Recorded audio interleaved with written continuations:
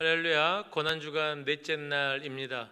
이른 아침 첫 시간 하나님 앞에 예배하며 나아간 우리 모든 성도님들께 우리 하나님 아버지와 우리 구주 예수 그리스도의 은혜와 평강이 함께하기를 축복합니다.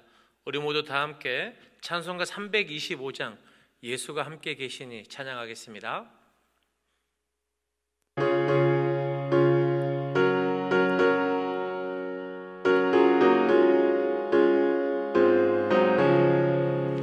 예수가 함께 계시니 시험이 오나 겁없네. 기쁨의 근원 되시는 예수를 위해 삽시다. 날마다 주를 섬기며 언제나 주를 기리고 그 사랑 안에 살면서 딴 길로 가지 맙시다. 이 세상 사는 동안에 주 이름 전파하면서 무한한 복락 주시는 예수를 위해 삽시다. 날마다 주를 섬기며 언제나 주를 기리고 그 사랑 안에 살면서 딴 길로 가지 맙시다. 이 세상 친구 없어도 예수는 나의 친구니 불의한 일을 버리고 예수를 위해 삽시다. 날마다 주를 섬기며 언제나 주를 기리고 그 사랑 안에 살면서 딴 길로 가지 맙시다. 주께서 심판하실 때 잘했다 칭찬하리니 이러한 상급 받도록 예수를 위해 삽시다. 날마다 주를 섬기며 언제나 주를 기리고 그 사랑 안에 살면서 딴 길로 가지 맙시다. 아멘. 함께 기도하겠습니다. 사랑의 하나님 아버지 감사합니다. 이른 아침 첫 시간 주님 앞에 나왔습니다. 이 시간 우리의 예배 가운데 임재하셔서 우리를 만나 주시옵소서. 우리로 하여금 날마다 따뜻하게 다가오셔서 우리에게 사랑을 속삭여 주시는 하나님의 음성을 들을 수 있는 영적인 민감함을 허락해 주시옵소서. 지금 우리는 제자, 십자가의 길을 걷는 자라는 주제로 말씀을 나누고 있습니다. 하나님 아버지, 우리 모두 주님께서 찾으시는 참된 제자가 되도록 인도해 주옵소서. 주님께서 기뻐하는 제자 되게 해 주옵소서. 이 시간 말씀을 들을 때에 우리에게 깨달음 있게 하시고 주 예수 그리스도를 향한 소망을 품고 한 걸음씩 십자가의 길을 걸어가기로 다짐하는 우리 모두가 되게 해 주옵소서. 우리 주 예수 그리스도의 이름으로 기도드립니다. 아멘. 오늘 하나님께서 우리에게 주신 말씀은 요한복음 16장 13절에서 15절의 말씀 그리고 33절의 말씀입니다. 요한복음 16장 13절에서 15절 그리고 33절의 말씀을 저와 여러분이 함께 합독하겠습니다. 먼저 13절부터 15절까지 함께 읽습니다. 시작. 그러나 진리의 성령이 오시면 그가 너희를 모든 진리 가운데로 인도하시리니 그가 스스로 말하지 않고 오직 들은 것을 말하며 장래 일을 너희에게 알리시리라. 그가 내 영광을 나타내리니 내 것을 가지고 너희에게 알리시겠음이라. 무릇 아버지께 있는 것은 다 내 것이라. 그러므로 내가 말하기를 그가 내 것을 가지고 너희에게 알리시리라 하였노라. 아멘. 우리 16장 33절 같이 읽습니다. 이것을 너희에게 이르는 것은 너희로 내 안에서 평안을 누리게 하려 함이라. 세상에서는 너희가 환난을 당하나 담대하라. 내가 세상을 이기었노라. 아멘. 지금 고난주간에 저와 여러분은 요한복음 13장부터 계속해서 다락방 강화의 말씀을 살펴보고 있습니다. 지난 시간에 우리가 나누었던 것처럼 예수님께서는 제자들과 식사를 나누시며 갑자기 제자들의 발을 씻겨 주셨습니다. 그러면서 그들에게 서로 사랑의 본을 보이시며 서로 사랑하라라고 하는 새 계명을 주셨습니다. 그러면서 계속해서 14장에서 보혜사 성령 하나님의 말씀을 가르쳐 주시며 또한 성령을 힘입어 서로 사랑을 실천할 것을 말씀하셨습니다. 나아가 15장에서 참 포도나무 되시는 예수님, 그리고 가지이신 우리에게 농부 되신 아버지 하나님께서 열매를 찾으신다. 그리고 그 열매는 사랑이다라고 말씀해 주셨습니다. 반복적으로 예수님께서는 계속해서 다락방 강화의 말씀을 통해 서로 사랑의 말씀을 주고 계십니다. 왜 예수님께서 이렇게 마지막 십자가에 달리시기 전에 제자들에게 서로 사랑을 말씀하는 것입니까? 그것은 요한복음 15장 13절, 14절에 이렇게 기록되어 있습니다. 사람이 친구를 위하여 자기 목숨을 버리면 이보다 더 큰 사랑이 없나니 너희는 내가 명하는 대로 행하면 곧 나의 친구라. 아멘. 곧 예수님께서 저와 여러분의 구원을 위해서 친히 자신의 목숨을 저와 여러분의 대속물로 내어 주셨습니다. 가장 큰 사랑의 완벽한 모범을 우리 예수님께서 보여주신 것입니다. 예수님의 삶이 사랑을 실천하기 위한 삶이었기에 저와 여러분이 예수님의 제자라면 반드시 예수님과 같은 사랑을 실천해야 한다라는 것입니다. 그러면서 우리 예수님 이렇게 말씀합니다. 저와 여러분이 이러한 사랑을 실천하면 너희가 나의 친구다라고 말씀하고 계십니다. 온 세상을 창조하신 창조자, 구원자, 심판주가 되시는 예수님께서 서로 사랑을 실천하는 저와 여러분을 친구라 인정해 주시는 것입니다. 그리고 그분이 저와 여러분의 친구가 되는 것을 부끄러워하는 것이 아니라 오히려 기쁨으로 여기고 자랑스러워 하신다는 것입니다. 사랑하는 성도 여러분, 예수님께서 저와 여러분을 친구로 인정해 주신다고 하는 것 얼마나 큰 은혜입니까?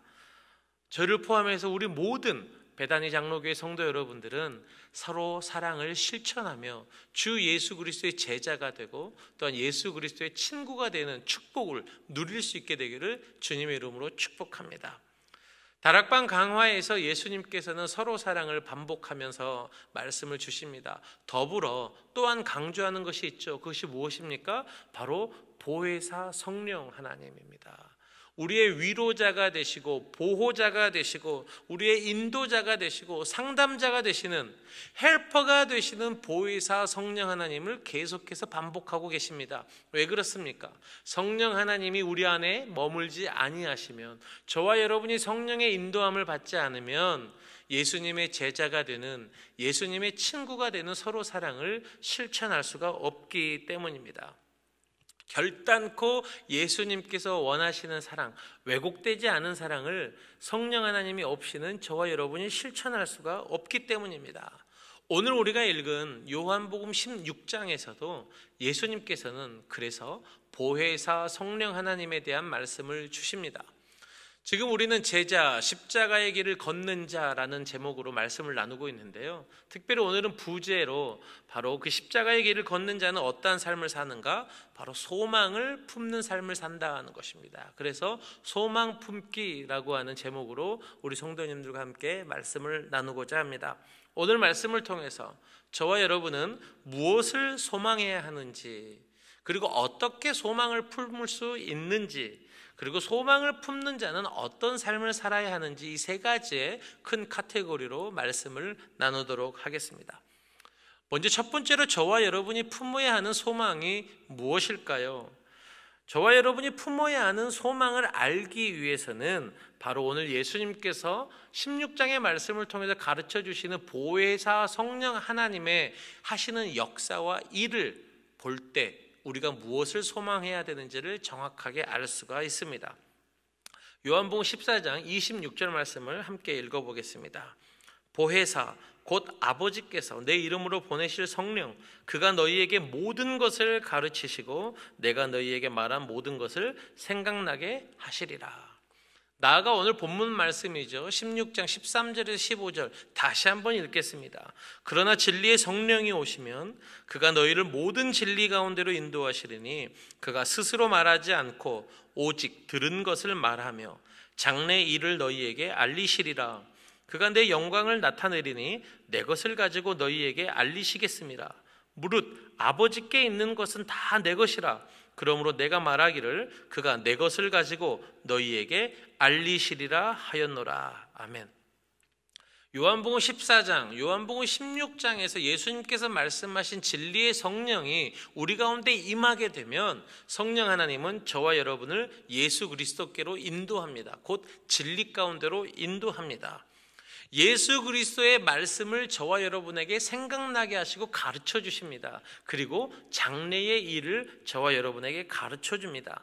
곧 성령 하나님께서 저와 여러분의 삶 속에 들어오셔서 하시는 일은 예수 그리스도의 영광을 드러내고 예수 그리스도께서 어떠한 가르침을 주셨는지 우리에게 생각나게 하신다라는 것입니다. 그래서 우리 성령 하나님께서는 요한복음 16장을 우리가 오늘 다 읽진 않았지만 읽어보면 세 가지 세상에 대해서 책망을 하십니다. 바로 죄와 의와 심판에 대해서 세상을 책망합니다. 잠시 이것이 무슨 의미인지 살펴보도록 하겠습니다. 성령 하나님께서 이 세상에 오셔서 세상을 세 가지로 책망하는데 첫 번째는 죄에 대해서 책망하십니다. 그 죄가 무슨 죄입니까? 세상에서 말하는 도덕적인 죄를 의미하는 것이 아닙니다. 15장 22절 말씀을 이렇게 기록합니다. 내가 와서 그들에게 말하지 아니하였더라면 죄가 없었으려니와 지금은 그 죄를 핑계할 수 없느니라. 무슨 말입니까? 곧 성령 하나님께서 저와 여러분에게 임재하셔서 세상을 향해서 책망하는 죄는 15장에서 말씀하셨던 바로 예수 그리스도, 주 예수 그리스도를 떠나는 모든 삶이 죄다라고 하는 것을 가르쳐 주신다라는 말씀입니다. 예수 그리스도를 주님으로 인정하지 않는 세상은 죄악으로 가득 찼다라고 하는 것을 성령 하나님이 선포하신다는 것입니다. 그래서 16장 9절 말씀에서 죄에 대하여라 함은 그들이 나를 믿지 아니함이요라고 가르쳐 줍니다. 곧 성령 하나님이 세상을 죄에 대해서 책망하신다라고 하는 말씀은 이 세상이 예수 그리스도를 반드시 주로 고백하고 예수 그리스도께 무릎을 꿇어야 한다. 세상이 예수 그리스도를 믿지 않고 거부한다면 너희는 죄인이다라고 하는 것을 세상에 대해서 선포하신다라는 말씀입니다. 나아가 보혜사 성령 하나님께서는 의에 대해서도 세상을 책망합니다. 그것이 무슨 의미입니까? 로마서 3장 21절에서 22절입니다. 이제는 율법 외에 하나님의 한 의가 나타났으니 율법과 선지자들에게 증거를 받은 것이라. 곧 예수 그리스도를 믿음으로 말미암아 모든 믿는 자에게 미치는 하나님의 의니 차별이 없느니라. 아멘. 곧 성경에서 말씀하는 하나님의 의는 예수 그리스도입니다. 세상에 대해서 성령 하나님께서 의에 대해서 책망한다라고 하는 것은 예수 그리스도를 부정하는 세상에 대해서 책망하신다라는 것입니다. 지금 세상에 대해서 책망하는 죄, 의 모두 다 예수 그리스도와 관련된 것입니다. 마지막 성령 하나님께서 심판에 대해서도 세상을 책망합니다. 무슨 의미입니까? 고린도후서 15장 10절은 이렇게 기록합니다. 이는 우리가 다 반드시 그리스도의 심판대 앞에 나타나게 되어 각각 선악간에 그 몸으로 행한 것을 따라 받으려 함이라. 무슨 말입니까? 성경은 이 땅의 마지막 종말 때의 심판주로 예수 그리스도가 오신다라고 말씀합니다. 모든 세상이 예수 그리스도의 심판대 앞에 서게 된다라는 말씀입니다. 곧 성령 하나님께서 세상에 대해서 심판을 책망한다라고 하는 것은 모든 무릎이 예수 그리스도께로 꿇어져야 되는데 그렇지 않은 삶을 사는 자들, 그러한 세상을 심판에 대해서 책망한다라는 말씀입니다. 이와 같이 우리가 성령께서 세상을 책망하는 죄, 의, 심판, 이 모든 책망을 보면 우리 성령 하나님께서는 예수 그리스도를 세상에 드러내시고 예수 그리스도와 상관없는 자들에 대해서 책망하신다라고 하는 것을 깨달을 수 있습니다. 곧 성령의 사역은 철저하게 예수 그리스도를 드러내고 예수 그리스도의 영광을 위한 사역임을 우리가 깨닫게 된다라는 것입니다. 성령 하나님께서 사람들에게 은사도 주십니다. 그 은사를 통해서 교회 안에서 여러 가지 교회의 한 몸을 이루기 위해서 사역을 드러내십니다. 그러한 성령의 사역조차도 왜 성령께서 은사를 주십니까? 바로 예수 그리스도의 영광이 교회 안에 드러나게 하기 위함입니다. 그렇다면 저와 여러분이 성령의 사역을 살펴보면 우리가 무엇을 소망해야 되는지를 쉽게 깨달을 수 있습니다. 무엇입니까? 바로 저와 여러분이 소망해야 되는 것은 주 예수 그리스도입니다. 예수 그리스도를 소망한다라고 하는 것은 바로 예수 그리스도께서 십자가의 죽으심과 부활을 통해서 저와 여러분에게 주신 아름다운 구원을 소망하는 삶입니다. 곧 예수 그리스도를 소망하는 것은 구원을 소망하는 것입니다. 사랑하는 성도 여러분, 구원이 무엇입니까? 예수 그리스도로 말미암아 저와 여러분이 죄 사함을 받고 하나님의 자녀가 되어서 영원한 생명을 누리며 하나님이 계시고 우리가 사랑하는 예수 그리스도가 계시는 천국 백성이 되는 것, 그것이 바로 구원입니다. 그러면 우리가 그런 구원을 소망하게 될 때 천국 백성의 삶을 살아가야 되지요. 그것을 우리는 신앙생활이라고 이야기합니다. 신앙생활은 곧 소망을 품는 삶이 되는 것입니다. 무엇을 소망합니까? 예수 그리스도께서 사망 권세를 깨뜨리고 이 세상의 심판의 주로 오셔서 저와 여러분을 완전한 하나님 나라로 초대하는 그 날을 소망하는 것이죠. 곧 예수 그리스도를 소망하는 삶, 구원을 소망하는 삶이라고 하는 것은 부활을 소망하는 삶이 됩니다. 그래서 사도 바울은 빌립보서 3장 10절에서 12절에 이렇게 말씀합니다. 내가 그리스도와 그 부활의 권능과 그 고난의 참여함을 알고자 하여 그의 죽으심을 본받아 어떻게 해서든지 죽은 자 가운데서 부활에 이르려 하노니 내가 이미 얻었다 함도 아니요 온전히 이루었다 함도 아니라 오직 내가 그리스도 예수께 잡힌 바 된 그것을 잡으려고 달려가노라. 아멘. 사도 바울이 끊임없이 붙잡고 소망했던 것이 무엇입니까? 바로 부활입니다. 사랑하는 성도 여러분, 지금 여러분은 무엇을 소망하고 계십니까? 보다 나은 미래, 아름다운 가정을 이루는 것, 또한 건강한 삶으로 이 세상에 주어진 삶을 평안하고 안정하게 사는 것, 물질의 넉넉함을 소망하고 계십니까? 괜찮습니다. 그것을 소망하십시오. 그것을 위해서 열심히 최선을 다한 삶을 사십시오. 그러나 주 예수 그리스도를 믿는 믿음을 갖고 있는 신자라면 이 세상에서 사람들이 소망하는 그것들을 뛰어넘어서 더 큰 것을 소망해야 합니다. 세상 사람들이 소망하는 것 나쁘지 않습니다. 우리도 그것을 소망할 수 있습니다. 그러나 한 가지 더 중요한 것, 가장 중요한 예수 그리스도, 그분을 통한 구원, 또한 그분과 영원한 생명에 참여하기 위한 부활을 저와 여러분이 소망하고 꿈꿔야 한다라는 것입니다. 주 예수 그리스도를 믿는다라고 이야기하면서 예수 그리스도와 구원과 부활을 소망하지 않고 계속해서 세상에 썩어질 것만 소망하고 있다면 그는 참된 신자, 예수 그리스도의 제자가 아닌 것이죠. 사랑하는 성도 여러분, 세상의 가치를 소망하고 꿈꾸어도 됩니다. 그러나 그것뿐만 아니라 그것보다 더 최우선적으로 저와 여러분은 주 예수 그리스도, 구원, 부활을 소망할 수 있게 되기를 주 예수 그리스도의 이름으로 부탁드립니다.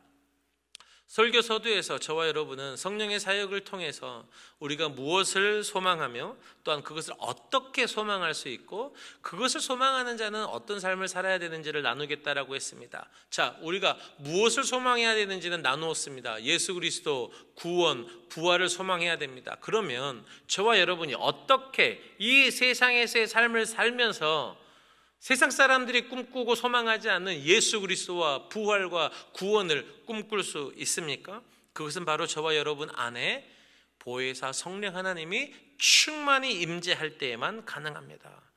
저와 여러분이 세상의 욕심으로 충만하게 되면 결단코 예수 그리스도를 소망할 수 없습니다.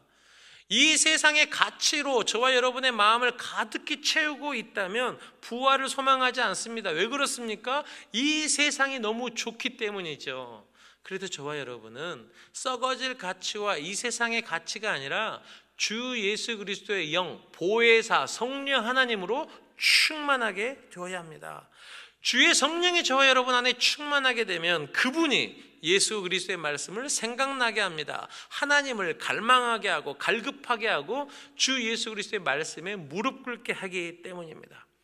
로마서 8장 14절은 이렇게 말씀합니다. 무릇 하나님의 영으로 인도함을 받는 사람은 곧 하나님의 아들이라. 하나님의 영으로 인도함을 받는 자는 하나님의 아들이라. 믿으십니까? 너무 축복된 말씀이지 않습니까? 그런데 이 말씀을 바꾸면 아주 무서운 말씀이 됩니다. 하나님의 영으로 인도함을 받는 사람이 하나님의 아들이라면 하나님의 영으로 인도함을 받지 않는 자는 하나님의 아들이 아니다라는 말씀이 되기 때문입니다. 혹 저와 여러분이 우리 안에 계시는 성령 하나님의 말씀에 귀 기울이지 않는다면, 우리 안에서 끊임없이 말씀하시는 성령의 음성을 우리가 무시하고 있다면, 성령 하나님께서는 우리에게 하나님을 향한 갈망과 갈급함을 주시는데 우리가 그것을 무시하고 자꾸만 세상의 것을 갈망하고 갈급하고 있다면 하나님의 아들이 아니다라는 말씀이죠. 굉장히 무섭고 위험한 말씀입니다. 사랑하는 베다니 장로교회 성도 여러분, 우리 속에 역사하시는 예수 그리스도께서 부어주시는 보혜사 성령 하나님으로 충만하게 되어서 하나님의 음성에 귀 기울이고 성령께서 우리에게 말씀하시는 예수 그리스도의 말씀에 뿌리 내리고 성령께서 우리로 하여금 갈망하게 하고 갈급하게 하는 하나님을 더 붙잡고 소원하는 저와 여러분이 될 수 있기를 주님의 이름으로 부탁드립니다. 사랑하는 성도 여러분, 저와 여러분의 삶의 마지막에는 반드시 심판이 있죠. 성령 하나님의 인도함을 받아 하나님의 아들로서의 삶을 살아낼 수 있기를 주님의 이름으로 축복합니다. 오직 성령의 충만함을 입어야만 저와 여러분이 구주 예수 그리스도를 소망할 수 있기 때문입니다. 자, 그렇다면 성령의 충만함을 입어서 예수 그리스도를 소망하는 사람은 어떤 삶을 살아갈까요? 세 가지의 삶을 살아가게 됩니다. 첫 번째는 기쁨이 충만한 삶을 살게 됩니다. 요한복음 16장 22절은 이렇게 말씀합니다. 지금은 너희가 근심하나 내가 다시 너희를 보리니 너희 마음이 기쁠 것이요 너희 기쁨을 빼앗을 자가 없으리라. 아멘. 지금 예수님께서는 이 다락방 강화의 말씀을 십자가에 달리시기 전에 제자들에게 주시는 말씀입니다. 무슨 말씀입니까? 지금 내가 십자가에 못 박혀 죽게 될 것이다. 그래서 너희가 근심하게 될 것이다. 그러나 너희가 다시 나를 보게 될 것이다. 그럴 때 너의 마음이 충만한 기쁨으로 가득하게 될 것이다. 그 기쁨 빼앗을 자가 없다라고 예수님 말씀하고 있습니다. 곧 저와 여러분에게 예수님께서는 오늘 우리에게 이렇게 말씀을 주는 것입니다. 부활하신 예수 그리스도를 만나고 소망하는 기쁨이 충만한 삶을 살아내라는 것입니다. 너희가 예수 그리스도를 소망하느냐, 예수 그리스도를 만나기를 원하느냐, 그러면 사랑하는 사람과 만나서 교제할 것을 꿈꾸면서 기쁨을 소유하라는 것입니다. 마지막 심판 때 부활의 주로 예수님께서 오셔서 완벽하게 저와 여러분이 예수님과 혼인잔치에 참여하게 될 날을 기대하는 마음으로 기뻐하라라는 것입니다. 그래서 사랑하는 성도 여러분, 성도는 환경과 상황에 상관없이 기쁨이 충만한 삶을 살게 됩니다. 성령으로 말미암아 예수 그리스도를 소망하며 기쁨 안에 머무는 저와 여러분의 삶이 되기를 주님의 이름으로 축복합니다. 둘째, 예수 그리스도를 소망하는 사람은 성령으로 기도하는 삶을 살게 됩니다. 먹고 마시고 무엇을 입을까 먹을까 그것을 위해서 기도하는 것이 아니라 예수 그리스도를 소망하는 자, 성령 하나님의 충만함을 입고 구원과 부활을 꿈꾸는 자는 성령 하나님의 뜻을 구하는 기도를 하게 됩니다. 내 안에 나의 욕망과 나의 뜻을 이루기 위한 기도가 아니라 나의 속에서 역사하시는 성령 하나님이 오늘 지금 무엇을 원하시는지를 찾게 되고 성령의 뜻대로 기도하게 된다라는 것입니다. 서로 사랑하며 섬기며 이 땅 안에 예수 그리스도의 영광과 복음이 흘러가도록 하나님 나를 통하여 일하십시오. 기도하게 됩니다. 그래서 예수 그리스도를 꿈꾸고 소망하며 부활을 소망하는 자는 기도하고 그 기도가 하늘로부터 응답되는 것을 매일의 삶 속에 경험하게 됩니다. 그래서 기도하는 모든 것이 응답되기에 그의 삶에는 또다시 기쁨이 충만하게 되는 것이죠. 저와 여러분의 삶이 이와 같은 삶이 되기를 주님의 이름으로 축복합니다. 마지막 셋째, 우리가 부활을 소망하고 예수 그리스도를 소망하게 된다면 바로 저와 여러분은 이 세상에서 평안을 누리며 세상을 마주할 때 담대함으로 세상을 마주하는 삶을 살게 됩니다. 불안해하지 않습니다.